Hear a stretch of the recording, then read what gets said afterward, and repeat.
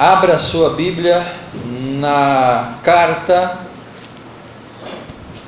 de Atos dos Apóstolos, no livro de Atos dos Apóstolos, capítulo 4. Faremos a leitura do verso 19 e o verso 20. Caminharemos nessa noite por praticamente todo o capítulo 4 e boa parte do capítulo 5, pontuando algumas realidades em relação ao tema do testemunho. E como cristãos, nós temos, irmãos, o dever de testemunhar. Esse é o tema dessa noite. Como cristãos, nós temos o dever, não é opção, não é uma possibilidade. Não é se eu estou afim, ou se eu estou me sentindo bem, ou se eu quero ou não fazer isso. Não existe essa possibilidade. Há um imperativo da parte de Deus para as nossas vidas sobre o testemunho. Quanto a isso, nós já temos a percepção e a instrução da palavra de Deus quanto a esse imperativo. O que eu quero abordar nessa noite são alguns elementos para que a gente possa tornar esse imperativo uma realidade. A partir da experiência de Pedro e João, poder trazer para nós alguns elementos, alguns ensinos que vão nos abençoar, para que então nós, como discípulos, cumpramos esse imperativo de testemunhar, de falar do amor, da graça de Deus, da palavra de Deus, da salvação, dos milagres que Deus tem feito na nossa vida, de tudo aquilo que nós possamos julgar ser material, digno de compartilhar com as pessoas. Olha o que o texto da palavra de Deus diz em Atos capítulo 4, 19 e 20. Mas Pedro e João responderam: decidam os senhores, se Deus quer que nós lhes obedeçamos em lugar de obedecer a Ele. Verso 20: nós não podemos parar de falar das coisas maravilhosas que Jesus fez e disse. E eu destaco essa frase do verso 20: nós não podemos parar de falar das coisas maravilhosas que Jesus fez e daquilo que Ele disse. O que Pedro e João estavam dizendo aqui para as autoridades judaicas? Olha, nós não podemos deixar de testemunhar. Não há sobre as nossas vidas essa possibilidade. Existe um imperativo, uma ordem, existe um desejo de Deus sobre nós, de que nós possamos ser testemunhas fiéis. Então não há possibilidade de nós pararmos de fazer isso que o Senhor tem nos ensinado. Meus irmãos, nós temos anunciado para vocês alguns princípios para que a igreja possa crescer de maneira saudável. Nós caminhamos até aqui em 3 desses princípios. O primeiro deles, o princípio da oração, Atos capítulo 1. Nós destacamos aquele momento onde os discípulos voltam do lugar onde eles estavam, onde Jesus encontrou-se com eles, voltam para Jerusalém, e lá então a primeira coisa que eles vão fazer é se reunir para a oração. E no capítulo 1 de Atos, esse é o destaque, o primeiro princípio para crescimento da igreja, a oração comunitária. Depois no capítulo 2 nós enfatizamos o princípio da comunhão. Capítulo 2, de 42 ao 47, relata como a igreja vivia.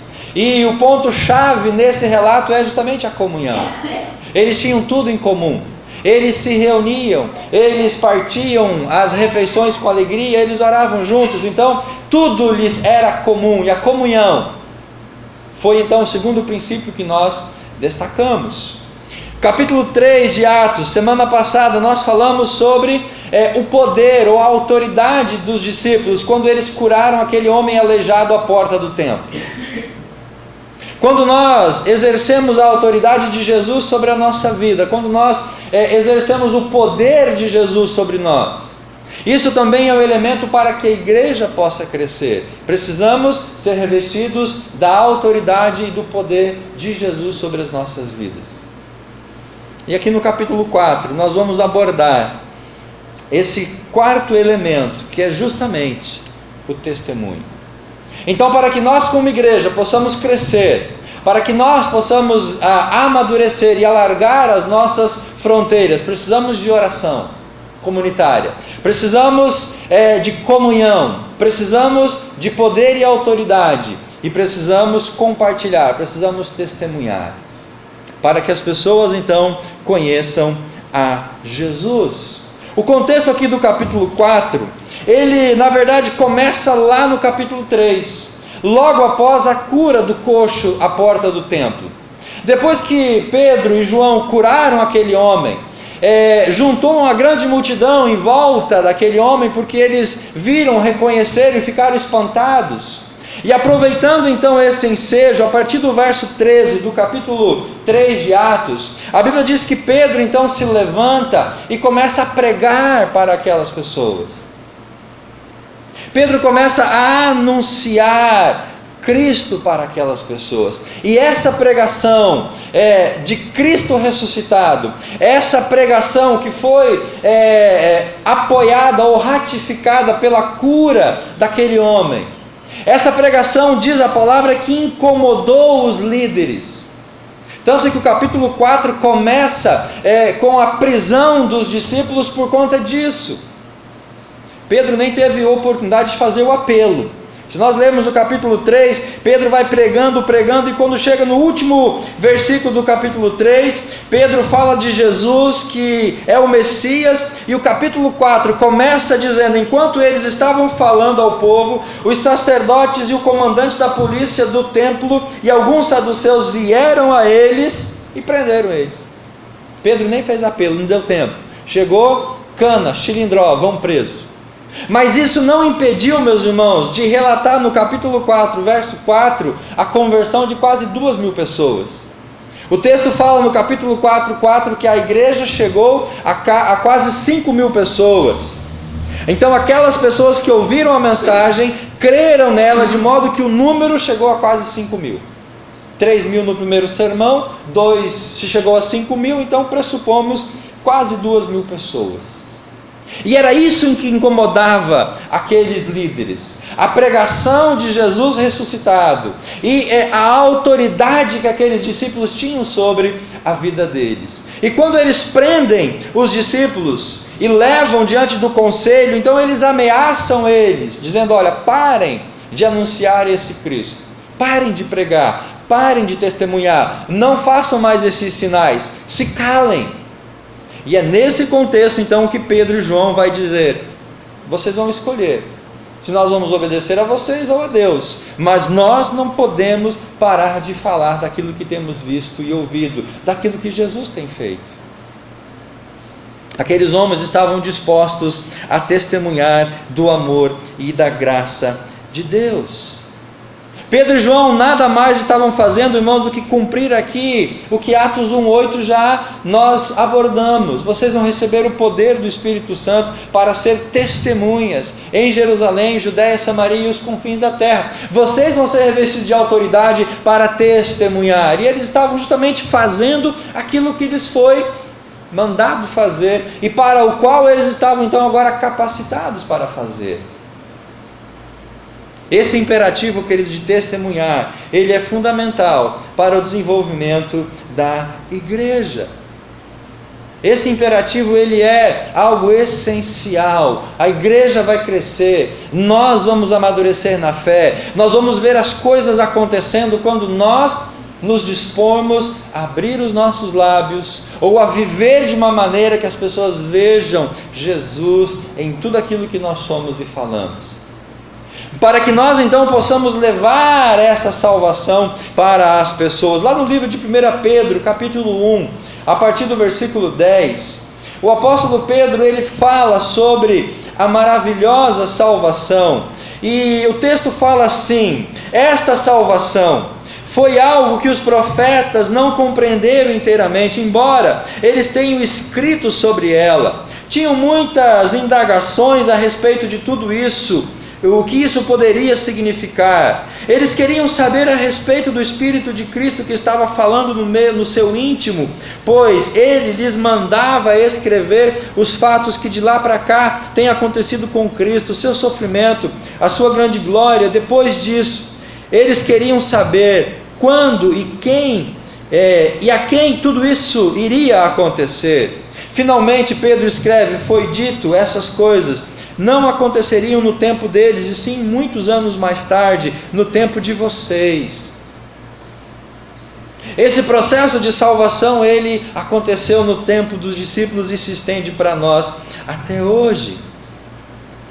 No tempo de vocês. E agora, por fim, esta boa nova foi claramente anunciada a todos nós. Pedro está dizendo. Essa boa nova chegou a nós, ela foi pregada a nós no poder do Espírito Santo, enviado do céu, que falou a eles, e tudo isso é tão notável e tão maravilhoso, que até os anjos do céu dariam tudo para saber mais a respeito disso. Quão importante é essa mensagem de salvação, a mensagem de um Cristo ressuscitado. Algumas traduções do verso 12 de Pedro 1:10 dá uma certa impressão de que os anjos queriam participar nesse processo de anunciar a salvação, mas não lhe foi permitido isso. Não podemos afirmar isso categoricamente, porque o texto não diz isso, mas, meus irmãos, nós não vemos anjos pregando, nós não vemos anjos fazendo milagres, nós não vemos anjos testemunhando, porque isso é algo que sem dúvida pertence a nós. Nós temos que fazer isso, nós temos que romper essa barreira. E Pedro e João vão nos ensinar 4 princípios, 4 elementos para o nosso testemunho. O primeiro deles está no capítulo 4, versículo 7 e versículo 8 do livro de Atos. Veja o que diz lá, Atos capítulo 4, verso 7 e verso 8. O contexto dessa história toda: Pedro e João estavam pregando no templo, os líderes vêm e prendem eles, levam esses irmãos diante dessa liderança, desse conselho, e então, depois de passar uma noite na cadeia, no dia seguinte eles vêm para interrogá-los. Lá no verso 7 do capítulo 4 diz assim: assim foi que os discípulos foram trazidos à presença deles. E olha só a pergunta que as autoridades fizeram: com que poder, ou pela autoridade de quem vocês fizeram isso? Perguntou o conselho. E então Pedro, cheio do Espírito Santo, disse: ilustres anciãos e líderes da nossa nação, se os senhores se referem à cura do paralítico, e como isso aconteceu, permitam que claramente eu afirme a vocês: isso foi feito em nome e no poder de Jesus de Nazaré, o Messias. Preste atenção nessa questão. Qual foi a pergunta que eles fizeram para Pedro e João? Em nome e com autoridade de quem vocês estão fazendo isso? Em nome e na autoridade de quem vocês estão realizando essas coisas? Aí Pedro fala: o senhor quer falar da cura daquele homem? Olha, é em nome e na autoridade de Cristo, o Messias. Então, irmãos, para nós cumprir a nossa obrigação de testemunhar, é imperativo, é imprescindível nós termos o poder e a autoridade de Jesus sobre a nossa vida. É essencial para que nós testemunhemos o poder e a autoridade de Jesus, porque tudo que nós formos fazer é no poder e na autoridade de Jesus Cristo. Essa foi a questão que eles levantaram: na natureza, no poder, a partir de quem vocês fizeram isso? E quando Pedro fala que eles curaram no poder e na autoridade, que eles estavam pregando no poder e na autoridade de Jesus, eles estavam dizendo assim: não é por nós, não é de nós. Isso não foi feito pela nossa habilidade ou pela nossa capacidade humana. Pedro e João estavam tirando de si toda a honra e toda a glória e transferindo para Cristo. Aquilo que João já havia dito: convém que ele cresça e que eu diminua. Então, meus irmãos, se nós queremos ser testemunhas, se nós queremos poder sentar com uma pessoa e falar de Jesus para ela, se nós queremos ter a ousadia de impor a mão sobre uma pessoa doente para que ela seja curada, se nós queremos ser testemunhas em todas as formas que isso pode acontecer, é imprescindível estar sobre a nossa vida o poder e a autoridade, não nossa, mas de Jesus. Porque nós somos instrumentos, nós somos mordomos de tudo aquilo que Deus nos dá. O poder não é meu, a autoridade não é minha, a capacidade não está em mim. Tudo isso vem de Deus para as nossas vidas. Todos os dons espirituais não são nossos, eles são dados por Deus através do Espírito. Então tudo que nós formos fazer ou tentarmos fazer não pode partir de nós. Tem que vir da autoridade de Jesus sobre as nossas vidas. Lá em Mateus capítulo 28, verso 18, Jesus disse para os discípulos: todo o poder e a autoridade foi me dada no céu e na terra. E aí ele fala: portanto, ide e fazei discípulos de todas as nações. Então Jesus tem o poder aqui na terra, Jesus tem a autoridade no céu. Não somos nós meros mortais. Mas se nós queremos, irmãos, ser eficientes no nosso testemunhar, na nossa ação cristã, nós temos que estar com essa autoridade sobre a nossa vida. E essa autoridade de Jesus foi nos transferida, ou nos outorgada, ou foi colocada sobre nós, a partir do Pentecostes, com a presença do Espírito. Então nós temos que estar cheios do Espírito para estarmos revestidos da autoridade de Jesus e podermos então ser eficientes na nossa missão de testemunhar. O nosso testemunho tem que estar alicerçado na autoridade de Jesus, não é na autoridade do homem, não é na capacidade humana, porque nós, por nós mesmos, o que somos? Meros pecadores. Pessoas mortais, pessoas falhas.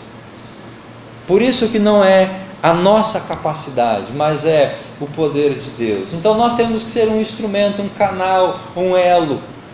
Ele vai derramar sobre a sua vida o seu poder e a sua autoridade. Você vai transferir isso para poder abençoar as pessoas.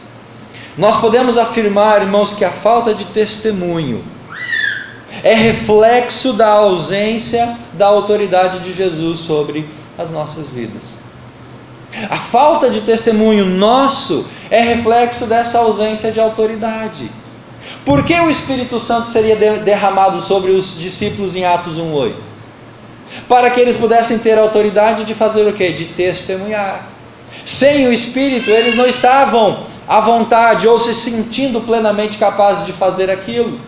A partir do derramar do Espírito, eles então começaram a testemunhar. E por que nós hoje não testemunhamos de uma maneira mais eficaz? É patente nós talvez reconhecermos que nos falta então essa autoridade de Jesus sobre as nossas vidas. Falta-nos essa autoridade, porque um discípulo pleno da autoridade vai cumprir o seu papel de testemunhar. Irmãos, quando nós estivermos e estamos cheios da autoridade de Jesus, nós não vamos titubear diante das circunstâncias.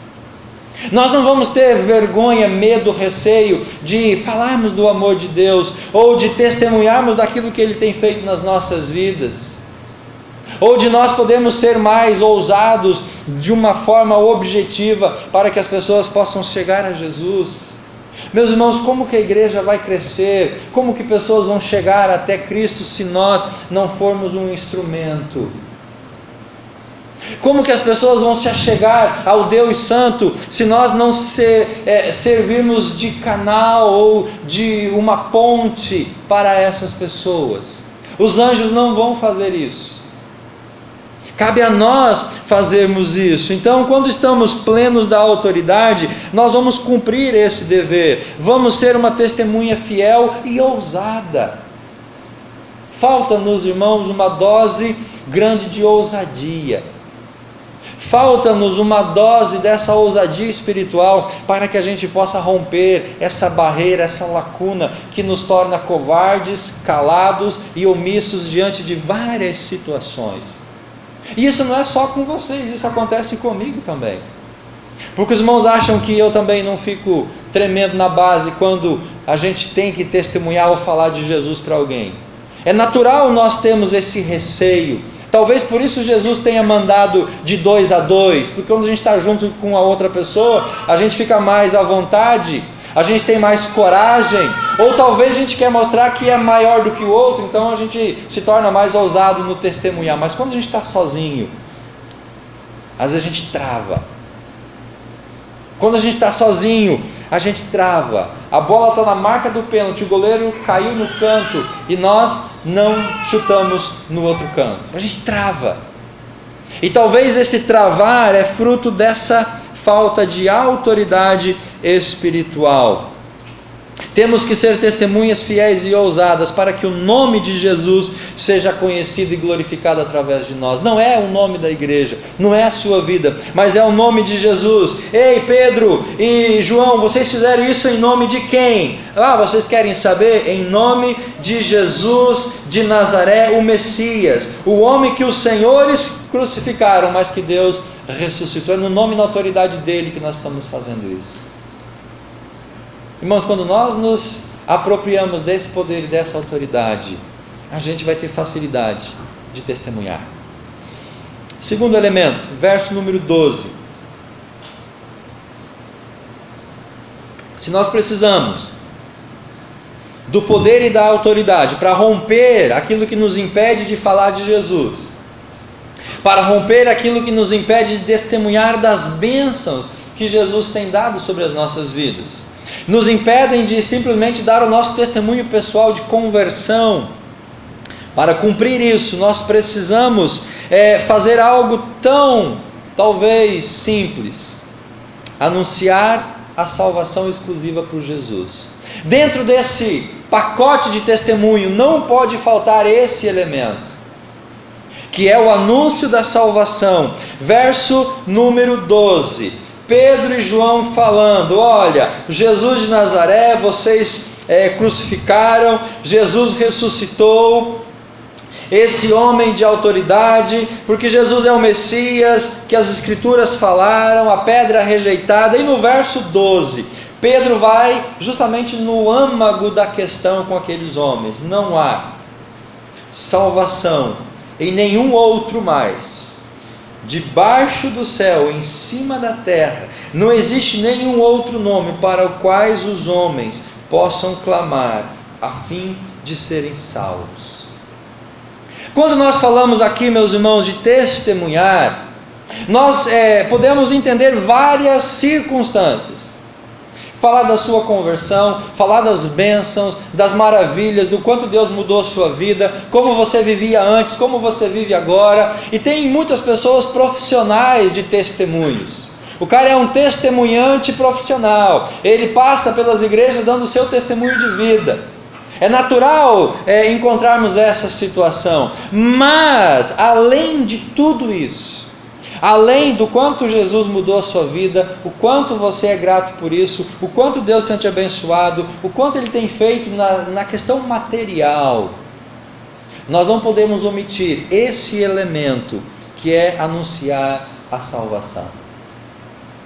Porque se nós falamos de prosperidade, de cura, de milagres, se nós falamos que Jesus pode curar, Jesus pode libertar, Jesus pode dar dinheiro, Jesus pode enricar, Jesus pode trazer o marido de volta, Jesus pode fazer tantas coisas, e omitimos a salvação, o testemunho vai estar sendo falho. Pedro e João estavam falando com aqueles homens, respondendo às questões em relação à cura, ao milagre. E aproveitando esse ensejo, ele então traz um assunto que é essencial: a questão da salvação. A justificativa para a cura culminou numa mensagem de salvação. Quando nós, meus irmãos, não anunciamos a salvação, o nosso testemunho está sendo defeituoso. Quando nós conversamos com as pessoas sobre o quanto Jesus é bom, o quanto Deus é maravilhoso, o quanto Ele tem mudado, transformado, mas nós omitimos a essas pessoas o plano de salvação, o nosso testemunho está sendo falho. Podemos falar de todos os milagres e obras maravilhosas que Jesus pode fazer, mas se nós não falarmos da salvação, estamos dando um testemunho falho. Porque o que as pessoas precisam? De salvação. Elas precisam conhecer um Jesus que cura, um Jesus que abençoa, um Jesus que liberta. Mas elas precisam, acima de tudo, conhecer um Jesus que salva. Um Jesus que muda a vida das pessoas. Nós precisamos transbordar isso também. Precisamos entender e nos convencer primeiro, para então poder testemunhar que a salvação é exclusiva por Jesus. Você entende isso? Você está convencido de que salvação é só através de Jesus? Ou talvez ainda nós estejamos pensando que é Jesus e mais alguma coisa. Talvez, irmãos, nós tenhamos essa dúvida ainda. Mas será que é só Jesus que salva mesmo? Então, se nós não entendemos que é só Jesus, nós não vamos proclamá-lo. A salvação não provém de uma vida religiosa. Então, quando nós falamos para as pessoas, não é dizer para ela: venha para a minha igreja, venha para a minha religião, mude de religião. Tem pessoas que mudam de religião, mas continuam mortas espiritualmente. Tem pessoas que mudam de igreja, mas continuam condenadas à separação eterna de Deus. Tem pessoas que mudam a sua conduta religiosa, mas não mudam o coração, não são salvas. Não provém de uma denominação, não vem de atos sacramentais ou de qualquer outra divindade. A salvação, irmãos, é exclusiva por Jesus. E isso não se discute, e isso não se abre. Ele não divide a sua glória com ninguém. Está muito claro, Pedro dizendo: não há salvação em nenhum outro mais. Você pode procurar embaixo do céu, você pode procurar na terra inteira, você não vai encontrar nenhum outro nome dado entre os homens para quem alguém possa dizer: ó, por favor, me salve, eu estou perdido. Não existe, irmãos, é só Jesus Cristo. Temos que considerar isso no nosso testemunho. Quando nós conversamos com as pessoas, quando nós interrogamos elas sobre o seu destino espiritual, nós dizemos para elas: olha, é só Jesus e mais ninguém. O nosso testemunho deve incluir, além dos milagres, sinais, do quanto Deus tem nos abençoado, de quanto Ele tem suprido as nossas necessidades, falar do plano de salvação. Nós precisamos dar ao ouvinte, queridos, a oportunidade de refletir sobre a sua vida espiritual e sobre o seu relacionamento com Jesus. E isso só vai acontecer quando nós tratarmos com ela sobre salvação. Nós podemos discutir teologia, religião, costumes, podemos discutir todos os assuntos que envolvem a vida espiritual de uma pessoa. Mas se nós não discutirmos, se nós não abordarmos sobre a salvação, nada adiantou toda aquela argumentação. De nada adiantou todo esse processo, todo esse tempo gasto. Então, quando nós estivermos testemunhando, talvez comecemos já pelo começo. Jesus me abençoou com a salvação, Ele me salvou.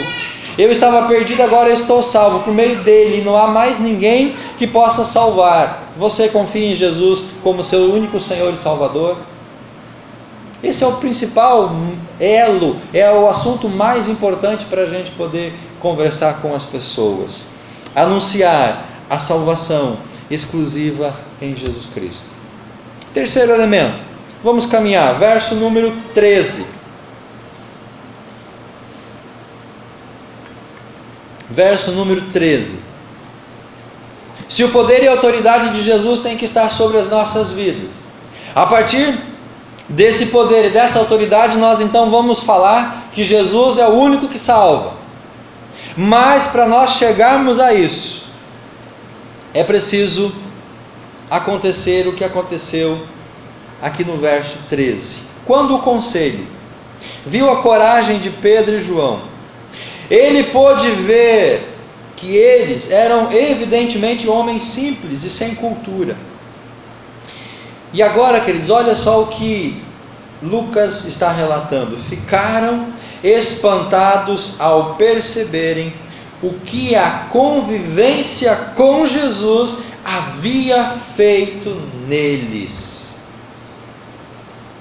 Que tremendo, irmãos, esse relato de Pedro que os líderes falaram. O quanto a convivência com Jesus mudou aqueles homens. O que significa isso, irmãos? Intimidade. Para nós desenvolvermos o nosso testemunho, ou para sermos eficazes, nós precisamos amadurecer, aprofundar, desenvolver a nossa intimidade com Jesus. O quanto a convivência com Jesus, o que significa isso? Intimidade. Convivência é intimidade. Convivência transforma, aprofunda a intimidade.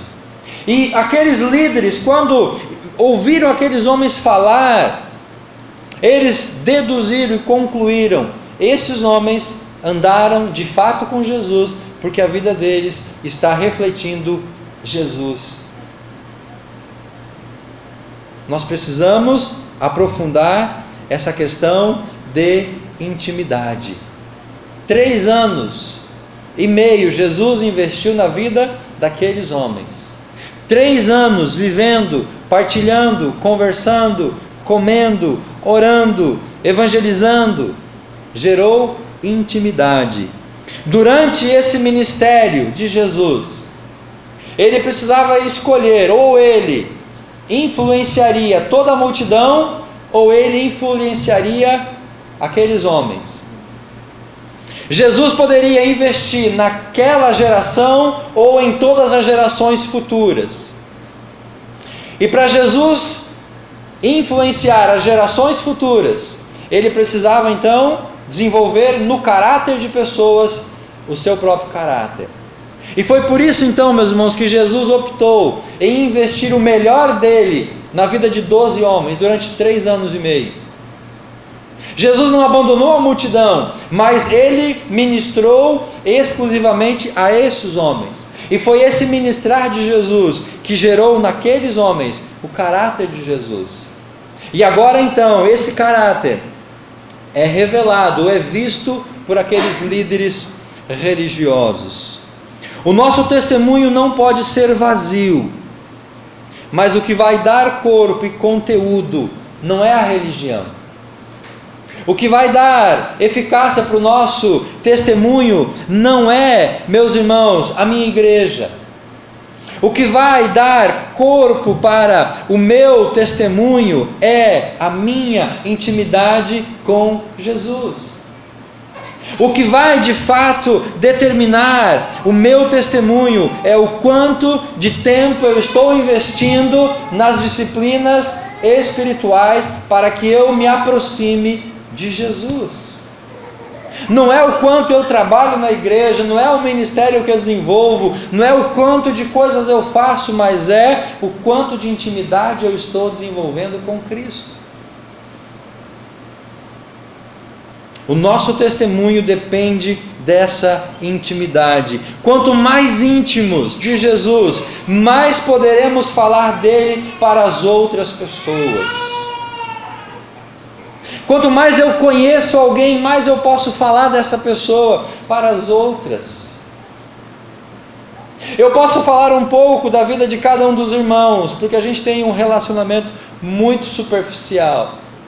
Mas eu posso falar mais da minha mãe, da minha esposa ou dos meus filhos, porque eu convivo com eles mais tempo. E se eu convivo mais, eu tenho mais intimidade. E se eu tenho mais intimidade, eu tenho mais conteúdo para falar dessa pessoa para os outros. Se nós temos que testemunhar de Jesus, nós precisamos aprofundar essa intimidade com Jesus. Nós precisamos, amados, caminhar nessa profundidade com Jesus. Pastor, e como a gente ganha intimidade com Jesus? Disciplinas essenciais que você já sabe, está careca de escutar. Leia a Bíblia, ore todos os dias, esteja em comunhão com a igreja, busque a vida de santidade. Isso gera intimidade. A falta de intimidade, ela muitas vezes nos impede de testemunhar de Jesus. Como que eu posso falar de alguém se eu não conheço essa pessoa? Como que eu posso testemunhar de Jesus se eu não sou íntimo dele? Não podemos viver das experiências dos outros. Isso também é sério, meus irmãos. O nosso testemunho não é a experiência dos outros, mas é a nossa experiência. E se eu não tenho experiência, o que eu falarei? Eu posso dizer, o irmão fulano foi abençoado, Jesus transformou a vida do ciclano, aquele lá era um viciado, Jesus libertou, aquele outro estava perdido, Jesus salvou. Espera lá, e você? E a sua experiência?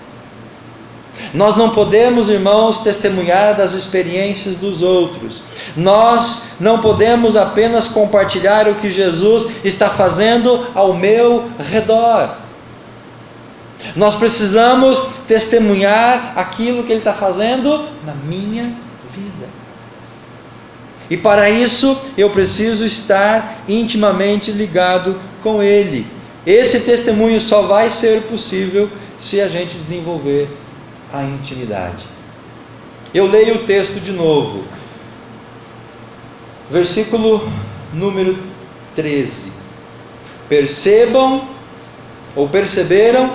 o que a convivência com Jesus havia feito neles.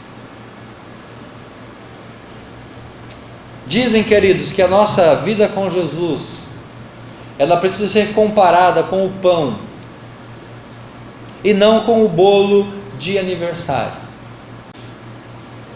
Por quê, irmãos? Bolo de aniversário do seu, você come quantas vezes por ano?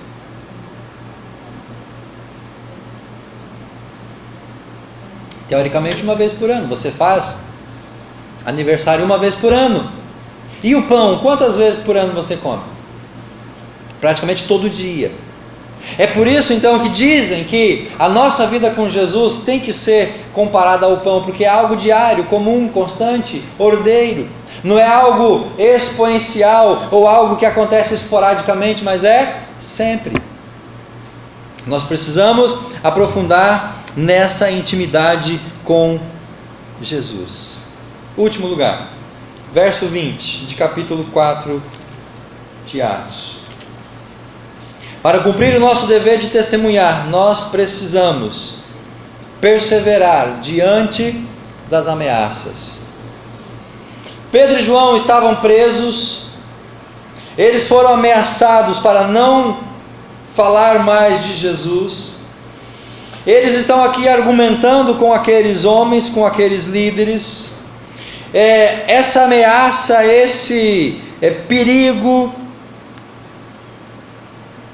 Mas quando chega lá no verso número 20, o texto que nós lemos no começo, Pedro fala assim, junto com João: nós não podemos parar de falar das coisas maravilhosas que ele fez e disse. Diante daquela ameaça de prisão, de açoite e de sanções, eles tinham que escolher então obedecer aos líderes e parar de testemunhar, ou obedecer a Deus e continuar a testemunhar.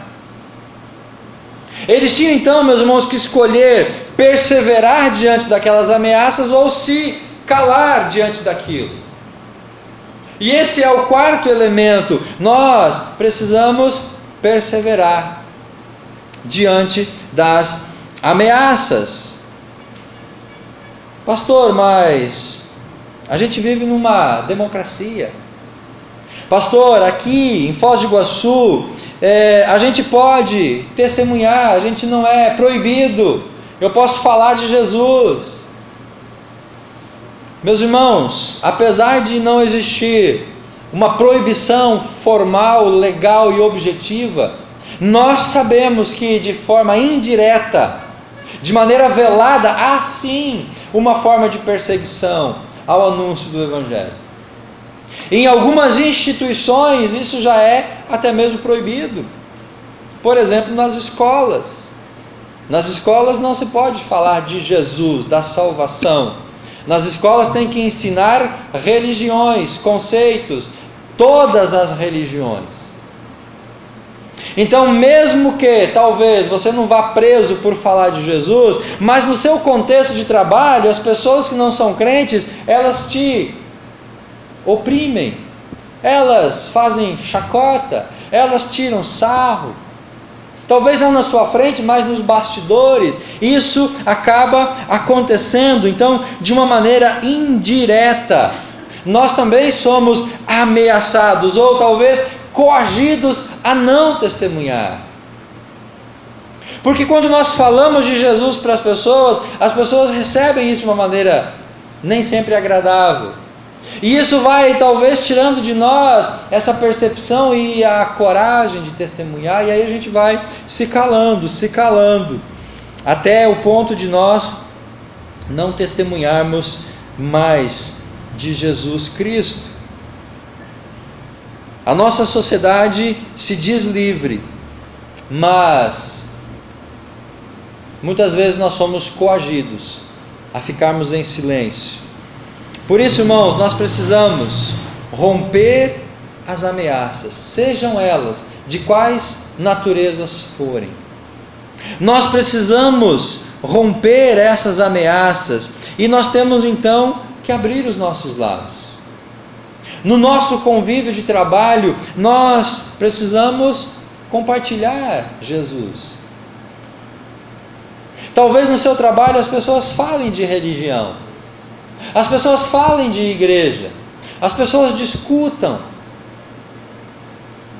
E não podemos nós nos calar.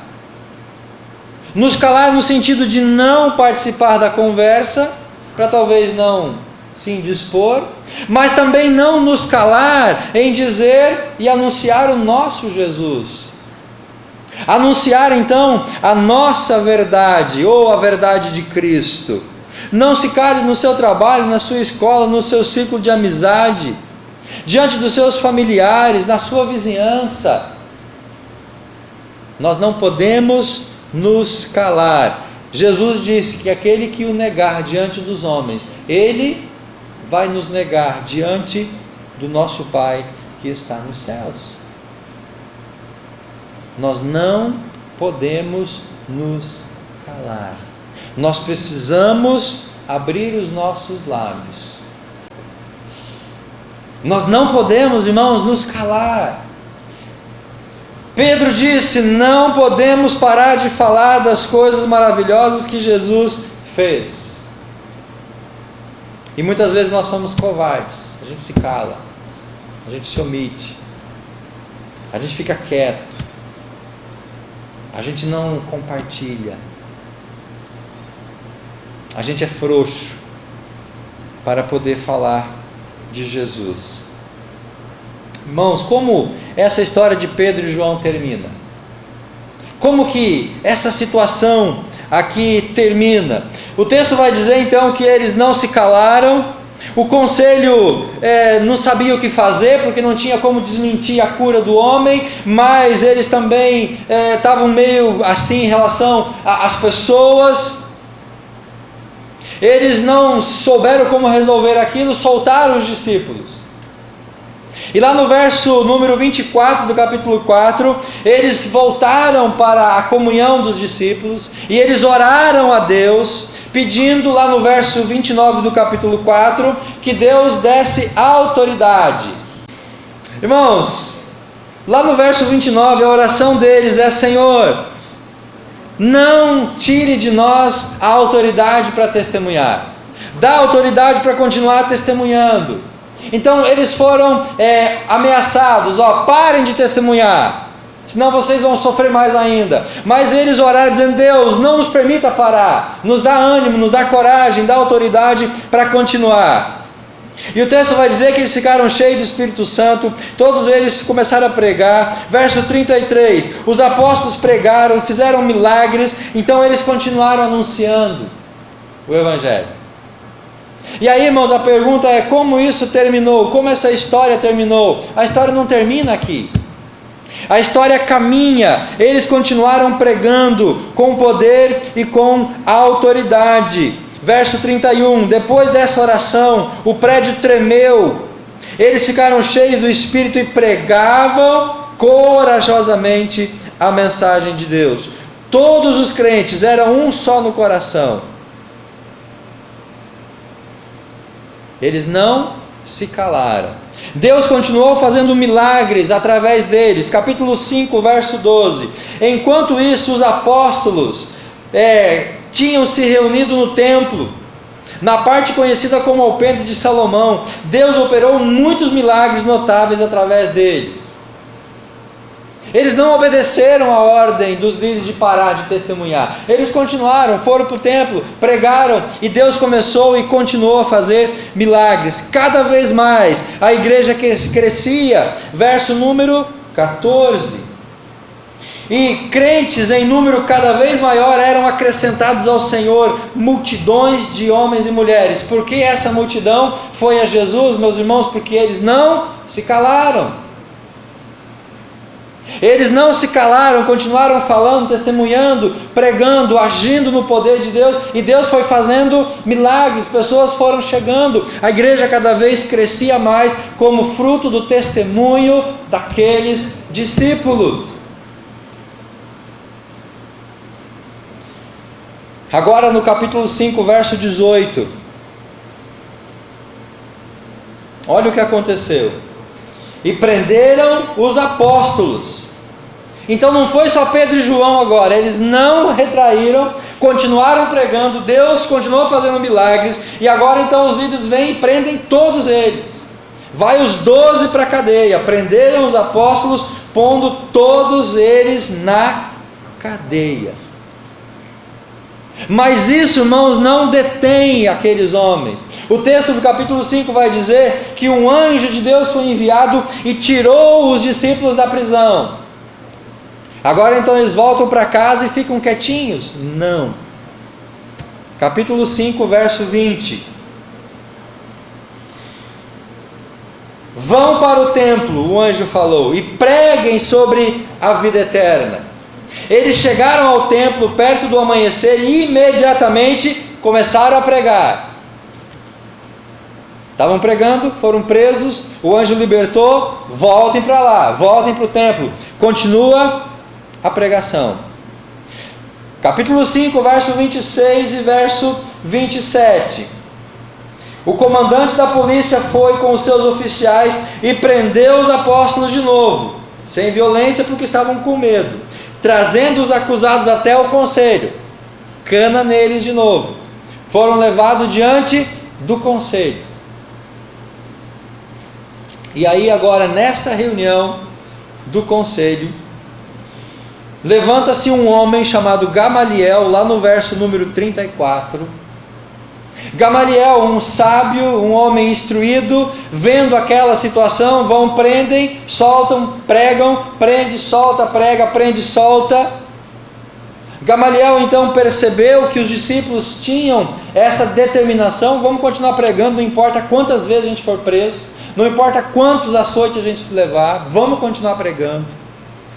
Aí então o homem chamado Gamaliel, sábio, lá no verso 38 ele fala assim: gente, a minha opinião sobre essa situação é a seguinte: deixem esses homens em paz, deixem eles pregarem em paz. Se o que eles ensinam e fazem é puramente deles mesmos, isso logo vai ser desfeito. Porém, se é de Deus, vocês não serão capazes de fazer ninguém parar. E não é bom que aconteça que vocês se encontrem a si mesmo lutando até mesmo contra Deus. Gamaliel teve essa percepção dizendo para os seus liderados ou para o pessoal do conselho que ele compunha, e falou: gente, não mexe com esses homens. Vocês não estão percebendo que se o que eles estão fazendo é deles mesmos, logo vai acabar. E Gamaliel ainda cita alguns exemplos, dizendo ali que algumas pessoas se levantaram um pouco antes, lá no versículo 33, homens, cuidado, vocês estão planejando fazer isso. Há algum tempo houve uma pessoa chamada Teudas, que tinha a pretensão de ser alguém, cerca de 400 se juntaram a ele. Depois ele fala de um outro Judas, que também arrastou discípulos. E aí Gamaliel fala, deixe eles em paz também. Se o que eles estão fazendo é humano, eles mesmos vão se acabar. Mas se é de Deus, vocês podem fazer o que vocês quiserem, vocês não vão impedir. Eles entenderam, como cristãos, que eles tinham o dever de testemunhar. Não importava o quanto eles haviam sido presos, perseguidos, quantas ameaças eles estavam recebendo, eles entenderam, irmãos, que tinham o dever de continuar testemunhando, e eles o fizeram isso. Esses homens não param mais, eles seguem testemunhando, pregando, anunciando, indo até a última consequência. Mas eles não se calaram. Amados, nós entendemos que como cristãos, nós temos o dever de testemunhar. O nosso testemunho é um elemento que vai gerar crescimento para a igreja, desenvolvimento. O nosso testemunho é um elemento essencial para nós expandirmos como igreja. Se nós nos calamos, irmãos, quem vai anunciar Jesus para os perdidos? Se nós não vivemos o Evangelho, quem vai viver Jesus para as pessoas perdidas?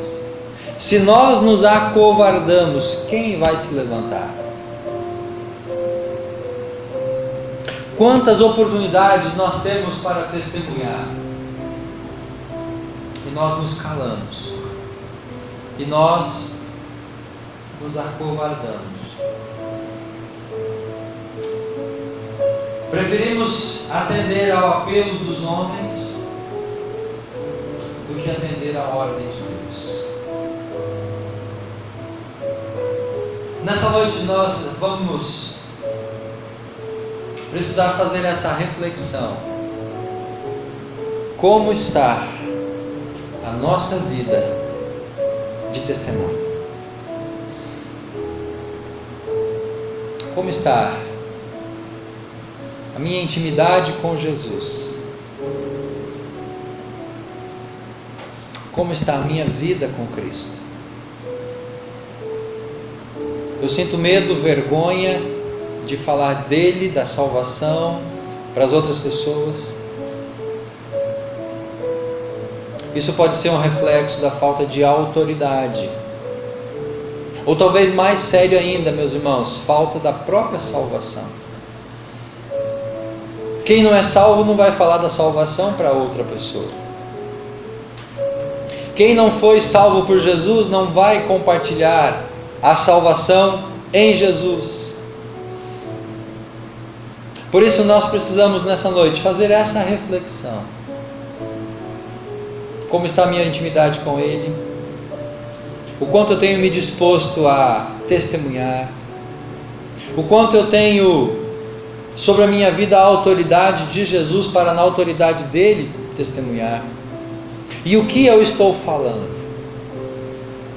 Não podemos somente exaltar um Cristo que cura, que liberta, que dá dinheiro, que faz milagres. Nós temos que anunciar um Cristo que salva, porque não há salvação em nenhum outro nome. Faça essa reflexão, queridos, essa autoavaliação. Como está a sua vida? Como você tem reagido às oportunidades para testemunhar? Você quer fazer isso? Você quer testemunhar? Você quer ter capacidade ou coragem ou determinação ou ousadia de poder falar de Jesus para as pessoas? Nós não precisamos de curso de teologia, nós não precisamos de decorar a Bíblia, nós não precisamos, irmãos, desses elementos. Isso ajuda, isso coroa, mas o único elemento para que nós possamos testemunhar é ter um encontro com Jesus. Se nós tivermos um encontro genuíno e transformador com Jesus, nós temos todos os elementos para testemunhar, porque nós vamos falar dele, daquilo que ele fez na nossa vida. Citar um texto da Bíblia, citar um profeta, citar uma passagem da Bíblia, isso tudo reforça.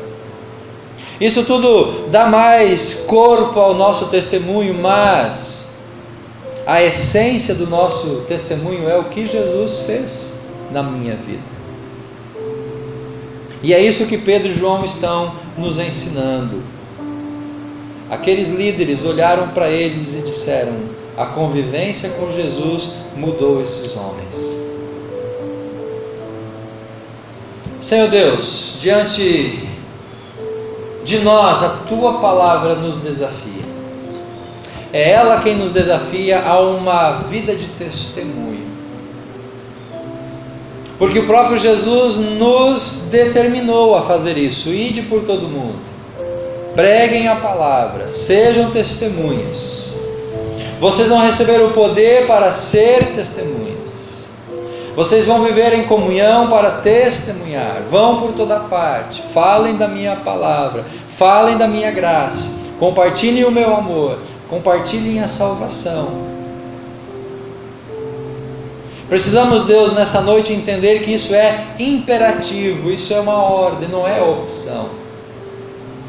Não está diante de nós a opção de testemunhar ou não. Está de nós somente a opção, devemos testemunhar. E todas as vezes que nós nos calamos, nós estamos em débito com o Senhor. Por isso, Pai, rompe em nós esse medo, essa timidez. Rompe em nós, Pai, essa falta de ousadia, de bater na casa do vizinho, de poder sair pelas nossas ruas, pelo nosso bairro, de no nosso trabalho, na nossa escola, nos nossos relacionamentos, poder falar da graça de Jesus. Rompe isso, ó Pai, nos nossos corações. Essa é a nossa oração que nós fazemos em nome de Jesus. Amém e amém.